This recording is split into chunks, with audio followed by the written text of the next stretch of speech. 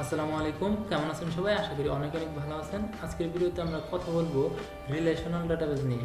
Relational database management system বা RDMS।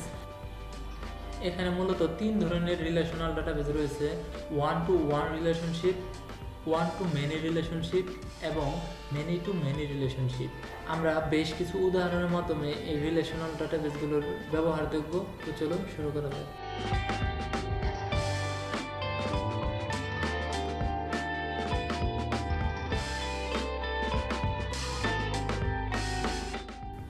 ওকে, প্রথমত আমরা ওয়ান টু ওয়ান রিলেশনশিপ দেখব। ওয়ান টু ওয়ান রিলেশনশিপ মূলত এমন একটি পদ্ধতি যেখানে একটি টেবিলের একটি রোয়ের সাথে অন্য আরেকটি টেবিলের একটি রোয়ের সম্পর্ক স্থাপন করা হয়, তখন তাকে ওয়ান টু ওয়ান রিলেশনশিপ বলে। আমরা যদি এটা আরও সুন্দরভাবে দেখি, এখানে মূলত দুইটা টেবিল রয়েছে। এখানে ওয়ান টু ওয়ান রিলেশনশিপ স্থাপন করা হয়েছে। এখানে ইউজার্স টেবিল এবং স্যালারি টেবিল, দুইটা টেবিলের মধ্যে এখানে ইউজার আইডির মাধ্যমে সম্পর্ক স্থাপন করা হয়েছে। এখানে প্রথম ইউজার্স টেবিলের মধ্যে এই যে আইডিটা, এটাকে বলবো আমরা প্রাইমারি কি, এবং স্যালারি টেবিলের যে ইউজার আইডি এখানে 1, সেটাকে বলবো আমরা ফরেন কি। রিলেশন তৈরি করার জন্য দুইটার থেকে যে কোনো একটা আমাদের প্রাইমারি কি থাকতে হবে। এখানে ফরেন কি আমরা স্যালারি টেবিলের যে কোনো একটা কলামে স্থাপন করতে পারবো। স্থাপন করার পর এই ইউজার আইডিটার নাম হয়ে যাবে ফরেন কি। তো আমরা এখানে দেখতে পাচ্ছি 20,000 টাকা বেসিক, 10,000 টাকা বোনাস এবং টোটাল 30,000 টাকা। এই স্যালারিটা আসলে কার? এটা হচ্ছে যার ইউজার আইডি 1। এখানে ইউজার আইডি 1 হচ্ছে রাজুর।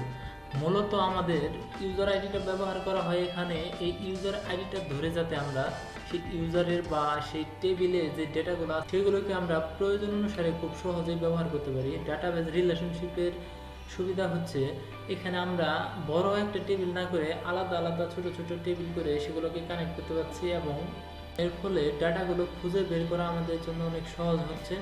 আশা করি ওয়ান টু ওয়ান রিলেশনশিপের ধারণাটা মোটামুটি ক্লিয়ার হয়েছে। তারপর আমরা দেখব ওয়ান টু মেনি রিলেশনশিপ।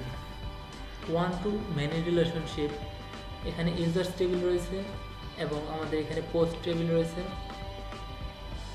এখানে আইডি, নেম, ইমেইল এবং এজ। তারপর আমাদের পোস্ট টেবিলের ভিতরে ID, user ID, post title, post description এবং টাইম রয়েছে।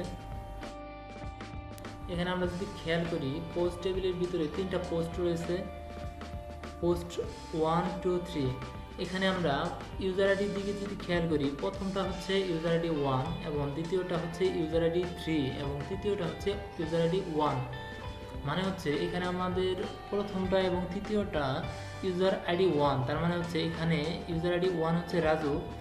তো রাজু এখানে দুইটা পোস্ট করছে, তার মানে হচ্ছে একটা ইউজার এখানে পোস্ট একাধিক করতে পারে।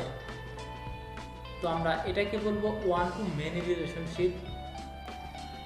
তারপর আমরা দেখব মেনি টু মেনি রিলেশনশিপ। এখানে আমরা দুইটা টেবিল নিয়েছি বিষয়টা ক্লিয়ার করার জন্য। প্রথমটা হচ্ছে ইউজার্স টেবিল এবং দ্বিতীয়টা হচ্ছে কমেন্টস টেবিল। এখানে আমরা ইউজার্স টেবিলের মধ্যে আগের ডেটাগুলো রয়েছে এবং আমরা কমেন্টস টেবিলের ভিতরে এখানে ইউজার আইডি রয়েছে, পোস্ট আইডি, কমেন্ট এবং টাইম। এখানে যদি আমরা খেয়াল করি, এখানে 4টা কমেন্ট রয়েছে। প্রথমটা ইউজার আইডি 1, দ্বিতীয়টা ইউজার আইডি 3 এবং তৃতীয়টা ইউজার আইডি 1 এবং চতুর্থটা ইউজার আইডি 2। আমরা যদি এখানে পোস্ট আইডির ক্ষেত্রে দেখি, এখানে পোস্ট আইডি 4, 2, 6 এবং 4।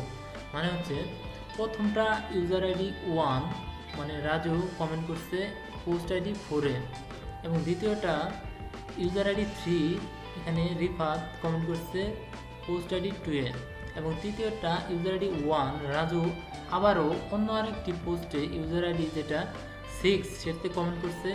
এবং 4 নাম্বারটা যদি আমরা দেখি, এখানে ইউজার আইডি 2 এখানে পোস্ট আইডি 4 এখানে কমেন্ট করছে ইউজার আইডি 2 হচ্ছে মাহিম।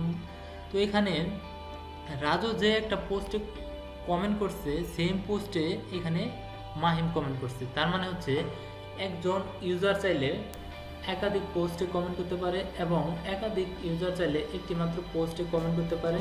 তো এখান থেকে আমরা মেনি টু মেনি রিলেশনশিপের ধারণা পাই। আশা করি ভিডিওটা ভালো লাগছে আপনাদের কাছে। যদি ভালো লেগে থাকে একটা লাইক করবেন এবং এই চ্যানেল নতুন হয়ে থাকলে সাবস্ক্রাইব করবেন। ভালো থাকবেন সবাই, দেখা হবে পরবর্তী কোনো ভিডিওতে। Good bye.